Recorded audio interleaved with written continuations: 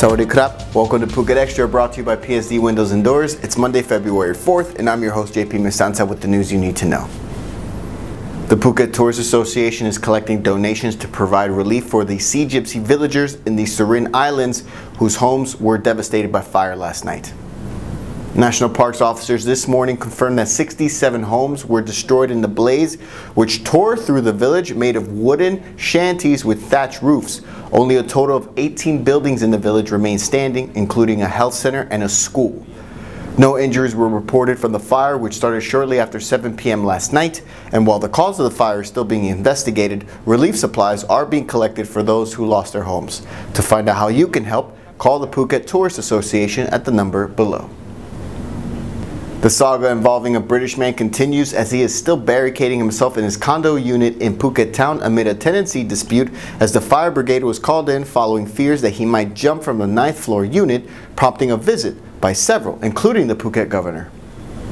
50-year-old David McLean has not left his condo since January 14th, following a dispute with the landlady over paying the rent, as he barricaded himself in the unit after they refused to give him a receipt for the outstanding 8,000 baht rent, so he refused to give them the money, and in the ensuing spat, attempts by police to enter the condo have failed.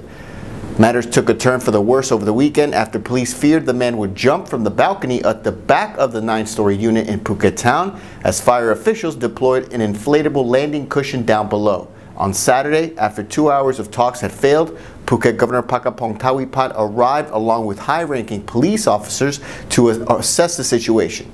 After a meeting, officials say they'll have to wait for his permit to stay to expire on February 21st, after which officers will have the legal authority to enter the condo by force, according to reports. Police in the southern Thai province of Trang say they've been able to track down the person who was behind the killing of a 31-year-old man in November of last year. It was allegedly his own mother.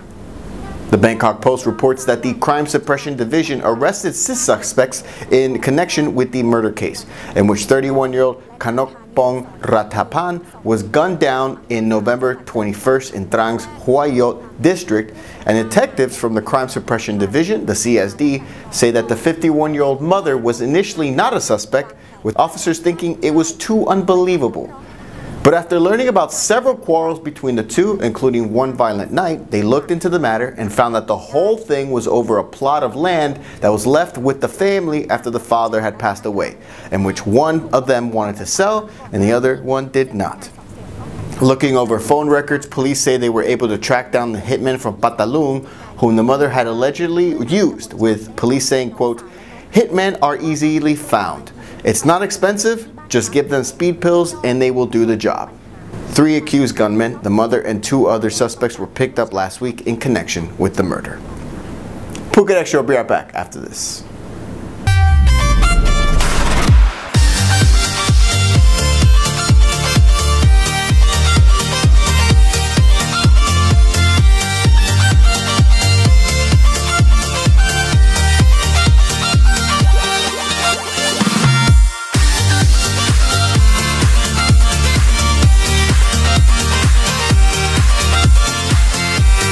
Visit us in Patong or inkinasia.com. Welcome back to Phuket Extra. Just 1 month old, this leopard cub was reportedly scared and weak when customs officers in India found it in the bag of a passenger who attempted to smuggle it from Thailand. The 45-year-old passenger was on a Thai Airways flight from Bangkok to Chennai in India, and he nearly got through airport security when officials grew suspicious after hearing sounds coming from his bag. Upon inspection, they found the 1-month-old leopard cub in a plastic grocery basket hidden inside the luggage, and that's when they took in the animal, giving the cub milk from a baby's bottle, and detained the man, who is currently being investigated to determine if he's part of an international wildlife smuggling ring. The news comes just a week after Boonchai Bak, the accused kingpin of a large-scale wildlife trafficking network, walked free after key eyewitness flipped on the witness stand, recanting their story that would have helped place Boonchai behind bars.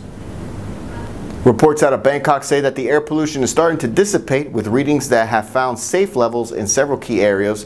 All the while, the city is beginning to do something they should have probably done a while back.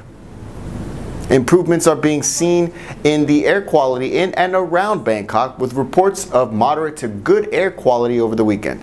So much so that the amazing Thailand Marathon Bangkok 2019 event went ahead as planned yesterday morning in the nation's capital, starting at Rajamangala National Stadium. Meanwhile, authorities have begun the crackdown on the black exhaust fumes emanating from several buses, and they've already impounded 130 lorries and buses that were spewing the toxic smoke in excess of safety limits. Land transport officials say they're setting up 31 checkpoints on main and minor routes leading to the capital to impound vehicles that spew more than 45% black smoke and fine the owners 5,000 baht. Meanwhile, those that emit 30 to 45% black smoke will be warned and given a grace period to resolve the problem or have their licenses revoked. And that's it for Phuket Extra, brought to you by PSD Windows and Doors. For safe, secure, and soundproof windows, visit pvcphuket.com. If you're watching us on YouTube, click that subscribe button to check out all of our future videos. And if you're watching us on Facebook, give us a like on the Phuket News page. From all of us here at the Phuket News Center, thank you for watching. And until tomorrow, stay classy, Phuket.